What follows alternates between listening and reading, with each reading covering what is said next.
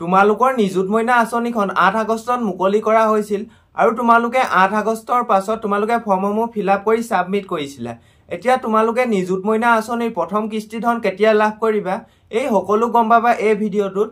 মই দীপাংকৰ তোমালোক সকলোকে স্বাগতম জনাইছো অসম দীপাংকৰ এটা নতুন ভিডিঅ'লে। যদি ভিডিঅ'টো ভাল লাগে তেন্তে সকলোৱে লাইক এটা কৰি দিবা। ভিডিঅ'টো আৰম্ভ কৰাৰ আগতে তোমালোকক জনাই দিও যিসকলে HSLC পাছ কৰি ফাৰ্ষ্ট ইয়েৰত এডমিশন লৈছে তেওঁলোকে প্ৰত্যেক মাহে 1000 কৈ টকা লাভ কৰিব। সেকেন্ড ইয়েৰত পঢ়িলে 1000 কৈ টকা লাভ কৰিব প্ৰত্যেক মাহে। আৰু HS পাছ কৰি যিসকলে ডিগ্ৰীত এডমিশন লৈছে তেওঁলোকে প্ৰত্যেক মাহে 1250 টকাকৈ লাভ কৰিব। আৰু যিসকল ছাত্ৰীয়ে বিশ্ববিদ্যালয়ত এডমিশন লৈছে তেওঁলোকে প্ৰত্যেক মাহে 2500 টকাকৈ লাভ কৰিব।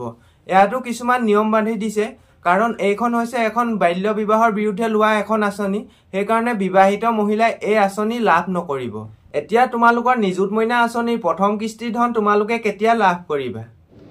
নিযুত মইনা আঁচনিৰ ধন আমি 6 অক্টোবৰ তাৰিখে আপোনালোকক দিয়া আৰম্ভ কৰিম।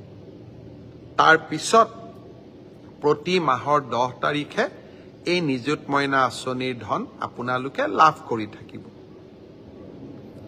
6 অক্টোবৰলৈকে ভাগিনসকল সাজু হৈ যাওক নিযুত মইনা আঁচনিৰ ধন পাবলৈ।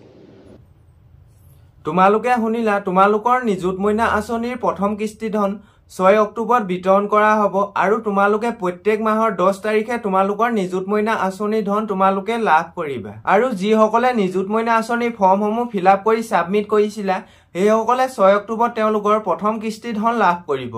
আৰু বিভিন্ন ধৰণৰ স্কলাৰশ্বিপৰ ভিডিঅ' আহি আছে, তোমালোকে এই ভিডিঅ'সমূহ পাই থাকিবলৈ এই চেনেলটো সাবস্ক্ৰাইব কৰি থবা, কিয়নো মই যেতিয়া ভিডিঅ' আপলোড দিম তেতিয়া তোমালোকে সকলোতকৈ আগে চাবৰ বাবে। আৰু আজি ভিডিঅ'টো যদি ভাল লাগিলে তেন্তে সকলোৱে লাইক এটা কৰি দিবা।